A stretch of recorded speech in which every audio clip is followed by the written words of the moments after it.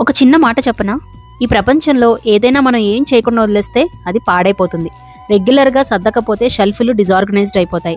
Exercise చేయకపోతే body stiff అయిపోతుంది. Communication లేకపోతే రిలేషన్షిప్స్ దూరం అవుతాయి. కారు వాడకపోతే తుప్పు పట్టేస్తుంది. పిల్లల్ని పట్టించుకోకపోతే వాళ్ళు తప్పు దోవ పట్టచ్చు.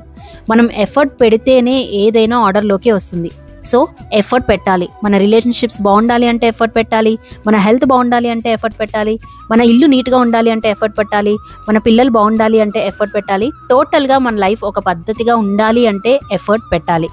ఈ ప్రపంచంలో సమస్యలు రావడం సహజం, అది విచిత్రం కాదు. నిజంగా అద్భుతమైంది ఏంటంటే మన దగ్గర ఆ సమస్యలను పరిష్కరించే శక్తి ఉండడం. మన ఇల్లు, మన మనసు, మన జీవితాన్ని తిరిగి ఆర్డర్లోకి తెచ్చుకునే ఎనర్జీ మనకు ఉండడం.